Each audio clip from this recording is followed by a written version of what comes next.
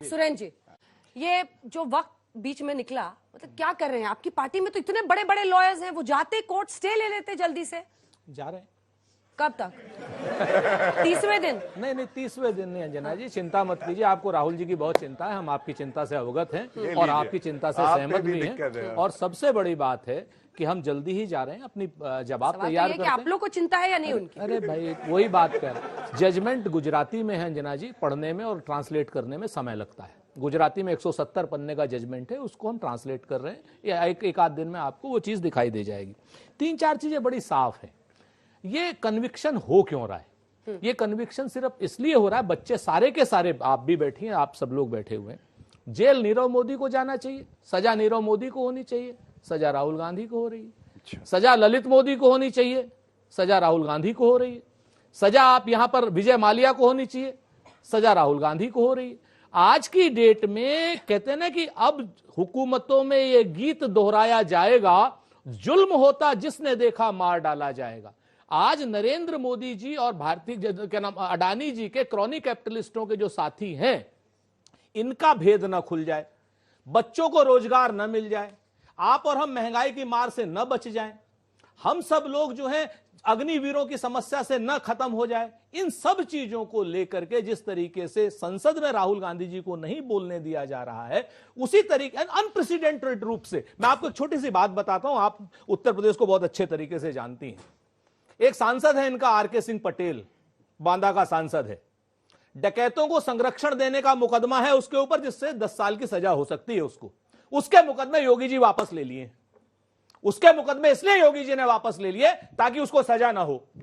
आज की डेट में यह है दोहरा मापदंड भारतीय जनता पार्टी का कि डकैतों के मुकदमे वापस ले रही है और राहुल गांधी को ऊपर झूठे मुकदमे करा करके सजा करा रही है। तो ये सारी की सारी जो चीजें हैं, ये सारी जनता जानती है, देख रही है, और जो अत्याचार लोकतंत्र के ऊपर हो रहा है उसका जनता भी प्रतिकार करेगी। कांग्रेस संसद से लेकर सड़क तक लड़ेगी। ठीक है, कुछ प्रश्न है उसके बाद से जवाब। सर, बीजेपी लोग को 2024 के चुनाव से क्या मतलब डर लग रहा है? जो भारत जोड़ो यात्रा हुई उस मतलब चीज से कि बिहार में आप लोग ईडी की छापा करवा देते हैं, विपक्षी पार्टियों को नहीं, विपक्षी जवाब दीजिए। विपक्षी पार्टी को आप लोग कर देते चलिए हैं। गौरव जी जवाब देखिए, दे देना, पुलिस पहुंच जाएगी। मैं उत्तर सर, मेरा सवाल आपसे सुरेंद्र सर से है। भारत में राहुल गांधी कैसा लोकतंत्र चाहते हैं? क्योंकि जॉर्ज सोरोस जब बोल देता है $1 बिलियन खर्च करेंगे मोदी को हटाने के लिए, लोकतंत्र खत्म करने के लिए, और कैसा लोकतंत्र चाहिए? क्योंकि नेता तो भारत में इटली से आ जाते हैं, वोटर बांग्लादेश से आ जाते हैं, नारे पाकिस्तान के लग जाते हैं, 12 बच्चे वाले सब्सिडी ले रहे हैं, 2 बच्चे वाले टैक्स दे रहे हैं, तो कैसा लोकतंत्र चाहिए? और आप जो, अरे एक मिनट, आप जो कह रहे हो कि कन्विक्शन पढ़ने में 3-4 दिन लग जाएंगे, तो नरेंद्र मोदी जी से पढ़वा दो, आधे घंटे में काम खत्म हो जाएगा। मेरा और क्या प्रश्न था? तुम नेता हो या स्टूडेंट हो, पहले ये बताओ।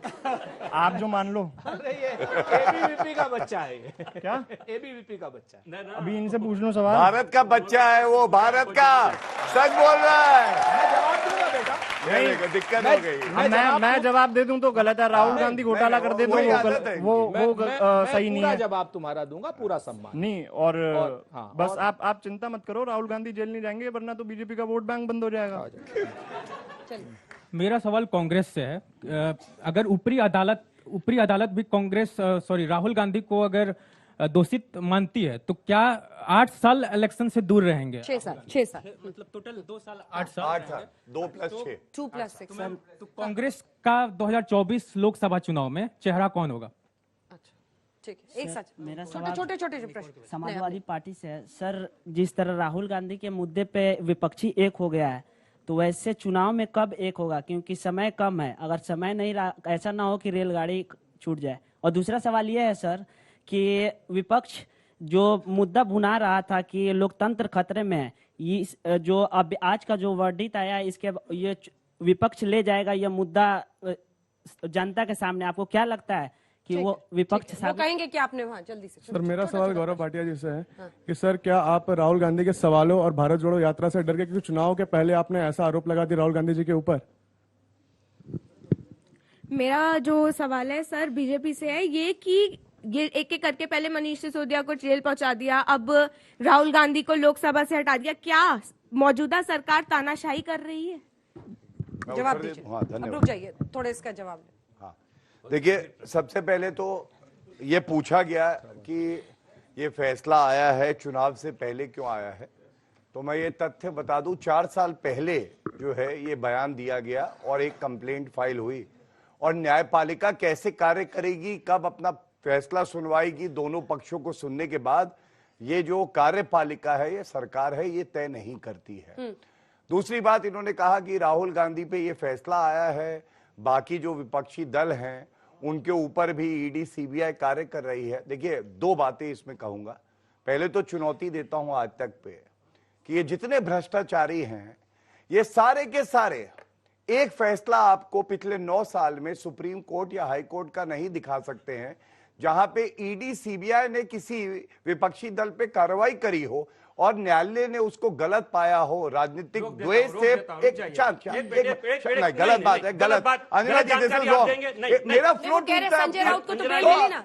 मैं क्या बोल रहा हूँ, अब ये गलत बात है। सुनिए प्लीज, शांत कराइए। संजय राउत साहब को और हमारी पार्टी के मैंने बोल दिया, पकड़ा गया था। नहीं, सुनिए ना, गलत बात क्यों? अंजना जी, ये गलत बात है। उन दोनों के मामले में हाई कोर्ट ने जो ऑर्डर में ईडी और सीबीआई के खिलाफ जो कहा है, जो लिखा है, गलत बात इतना है। खतरनाक है। उन्होंने कहा कि इनके पास ना तो कोई कागज था, ना कोई सबूत था, ना कोई जानकारी थी, और इन अधिकारियों ने दुरुपयोग किया अपने अधिकार। अच्छा, चलिए एक बात सुनिए, नवाब मलिक 1 साल से जेल में है, चक्की पीसिंग आटा फैलिंग, लेकिन बेल नहीं हो रही है।